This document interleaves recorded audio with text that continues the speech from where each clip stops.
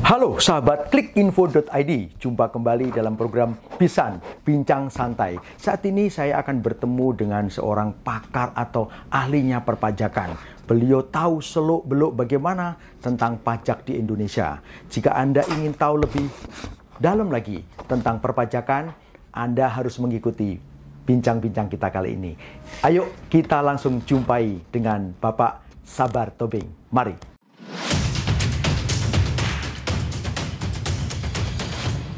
Ya, sahabat Klik Info, langsung kita bertemu dengan Pak Sabar Tobing. Beliau pakar di dalam dunia perpajakan. Apa kabar Pak Sabar? Baik Pak, sehat. Sehat ya? Udah lama ya nggak ketemu ya Pak ya? Lama sekali ya. Baru ketemu hari ini. Setelah ngulak-ngulik ke sana kemari tentang pajak ya. Ternyata baru hari ini kita ketemu. Ya Pak Didi sehat Pak? Siap. Pak Sabar, sebetulnya perpajakan di Indonesia ini seolah-olah menjadi momok ya buat pengusaha atau buat pribadi juga. Sebenarnya kok dibandingkan pajak di Indonesia dengan di luar negeri, misalnya dengan Singapura, itu lebih besar atau lebih kecil, Pak?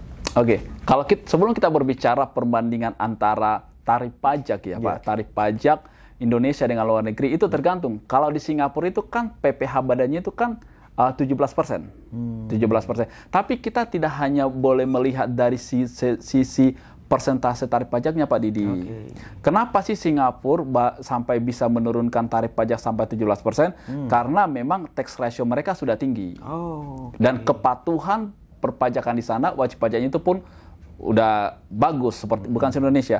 Tetapi tidak menutup kemungkinan juga akan melakukan penurunan tarif pajak di Indonesia.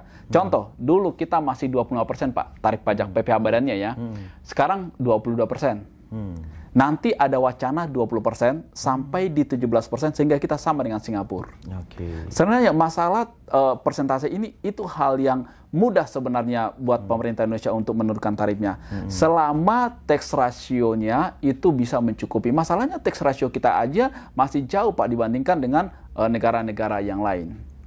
Itu dan juga belum lagi sistem kita yang belum rapi ya, kita sama-sama mengakui kita tidak seperti luar negeri yang sistemnya sudah sangat rapi, sehingga masih banyak celah Pak Didi, masih banyak celah buat wajib pajak itu sehingga tidak patuh 100%, sehingga di sana masih ada yang tadinya itu menjadi masuk ke kas negara tidak masuk Pak, sehingga untuk menurunkan tarif pajak ini pemerintah sangat hati-hati. Tetapi terkait dengan tarif PPh badan kita dibandingkan, PPh orang pribadi Pak, kita itu masih jauh lebih rendah dibandingkan dengan negara yang lain. Contoh kayak Jerman, itu 40%. Iya, 40%. Kalau Indonesia baru 35%. Ini pun baru dinaikkan belum lama ini. Sebelumnya kan 5%, 15%, 25%, 30%. Jadi penghasilan orang dulu Pak ya, di atas 5 miliar ya, 5 miliar ya kalau nggak salah, itu baru di 30%. 15%, 25% baru 35%. 35% ini baru sekarang nih, di atas 5M baru dikenakan 25. Sebelumnya kan tidak. Ya. Sebelumnya kan tidak, masih di atas, masih di 30%. Masih 30%. Jadi sebenarnya, tapi untuk tarif PPh orang pribadi, ya saya sangat yakin sih pemerintah tidak akan melakukan penurunan di sana Pak. Ya, bahkan akan cenderung naik untuk PPh orang pribadi ya. Tetapi untuk PPh badan itu ada kecenderungannya untuk turun Pak. Kenapa sih seperti itu? Analisanya sih karena memang nanti akhir daripada semua penghasilan yang didapatkan orang di dalam bisnisnya itu akan masuk menjadi ke pribadi. Itu sebenarnya. Ya. Meskipun dia bekerja, mungkin dia punya perusahaan. Sekalipun dia yang pemilik perusahaan Pak. Sekalipun dia yang pemilik perusahaan, akhirnya itu akan masuk menjadi harta si orang pribadi. Pastinya seperti itu. Makanya sampai ada dividen. Jadi larinya justru ke pribadi nanti? Pribadi, karena memang tidak akan mungkin semua kekayaan itu ada di perusahaan. Tapi ada beberapa orang untuk mengaburkan pajak itu kepemilikan pribadinya diatasnamakan perusahaan. Bagaimana seperti itu? Itu untuk meminimalkan Pak. Iya, maksudnya itu, biar tidak. Contoh kayak mobil, ya mobil itu ada yang namanya depresiasi. Ya. Ya, depresiasi aset. Depresiasi aset ini bisa menjadi biaya di dalam perusahaan, mengurangi profit dan mengurangi laba. Ya. Kan seperti itu. Itu hanya tax planning aja sih, Pak. Manajemen perpajakan aja yang akan disusun di sana. Tetapi untuk mengelabui sih enggak ya, karena memang kalau untuk di orang pribadi sendiri, kalau dia tidak buat pembukuan, aset yang dia beli sendiri tersebut itu tidak bisa mengurangi pajak dia. Tidak bisa, karena penurunan nilai aset mobil yang dia miliki itu tidak akan bisa dibebankan sebagai biaya untuk mengurangi pajak beliau. Tetapi di perusahaan, di badan itu diakui. Makanya rata-rata orang itu mengatasnamakan ke company-nya, ke perusahaannya, karena akan bisa dicatat menjadi aset perusahaan tersebut. Depresiasi penurunan nilai aset tersebut akan menjadi beban biaya dalam perusahaan yang mengurangi laba, berarti berdampak terhadap pengurangan pajak yang akan dia bayarkan, Pak. Itu. Begitu. Iya.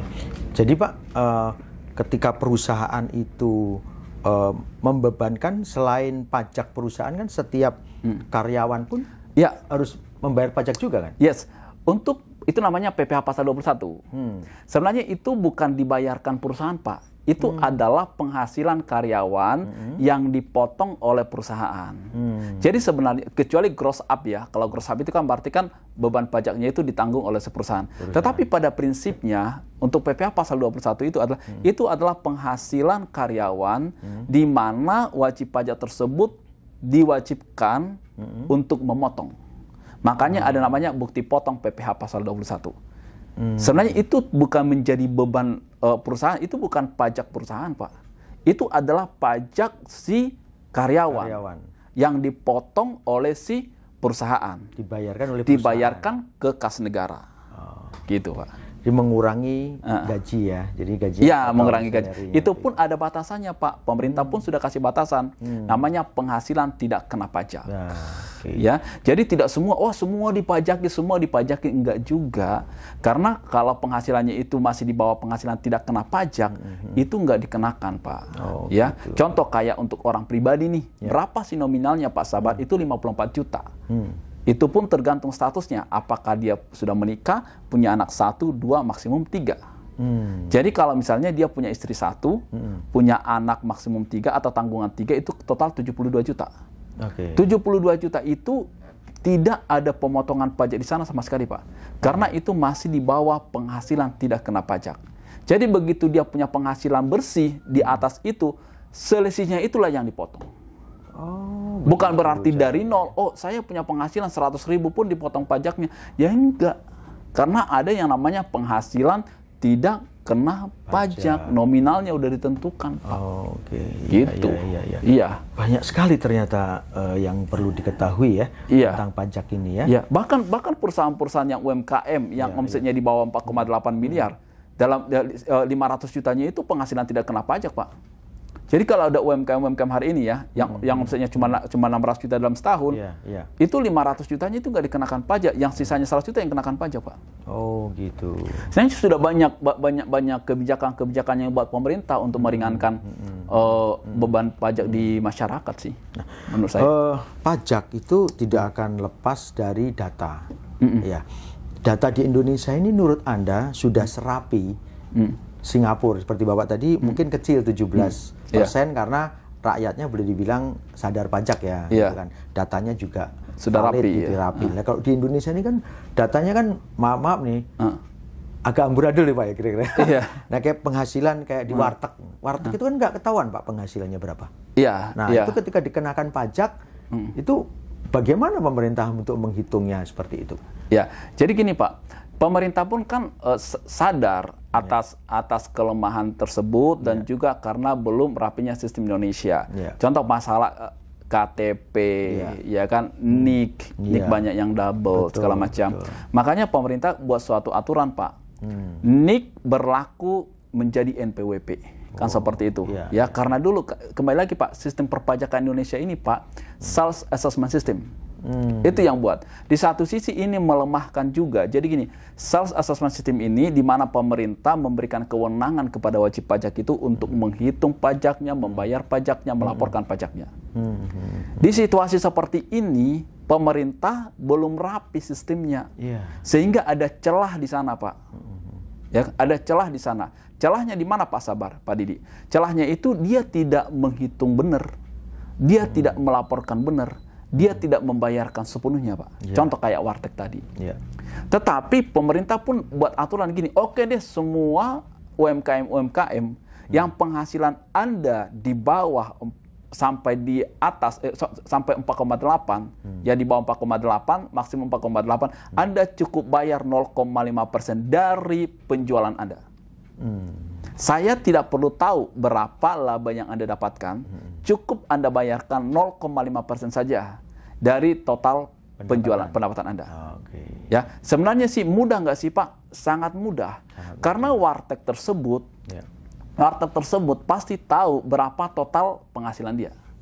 Nggak mungkin nggak tahu.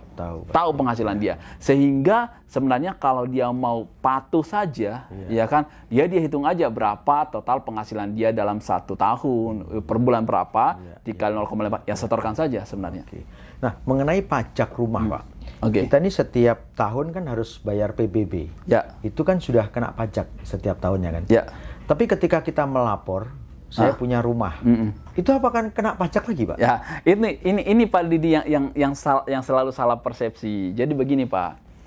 PBB itulah pajak bumi dan bangunan, di mana itu adalah kewenangan daripada Dinas Pendapatan Daerah. Itu beda, itu adalah pajak daerah. Jadi sebenarnya gini, oh Pak Didi punya rumah 2 miliar.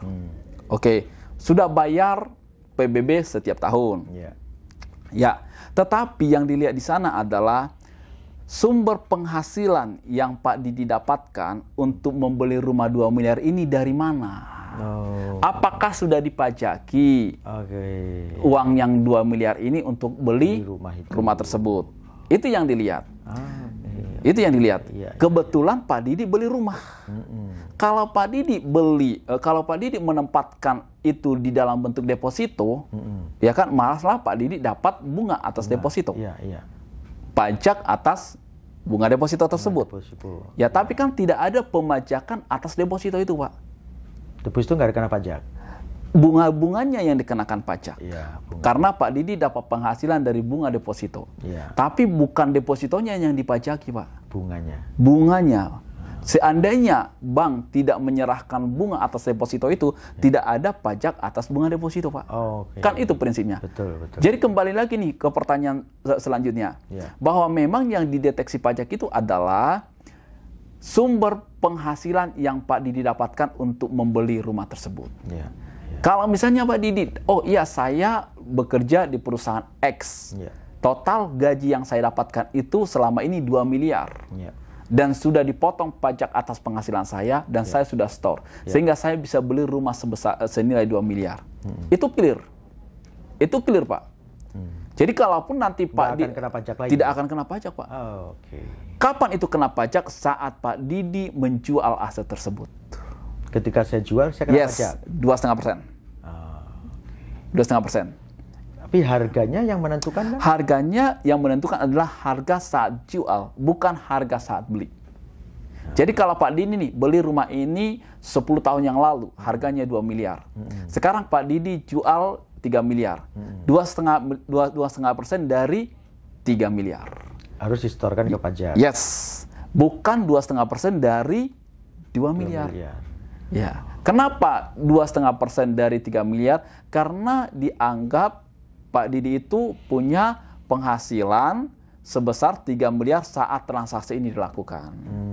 Gitu loh, Pak. Ya, makanya notaris akan buat AJB, akte jual beli itu sesuai dengan transaksi yang terjadi. Bukan AJB, bukan nilai AJB saat aset tersebut dibeli 10 tahun yang lalu, Pak. Gitu, Pak. Keren banget nih. Nah, ini kebanyakan masyarakat itu takut, Pak, melapor pajak. Karena dia takut ketika semua yang dia punya itu kemudian didata dan dijadikan pajak semua. Itu solusinya bagaimana tuh Pak?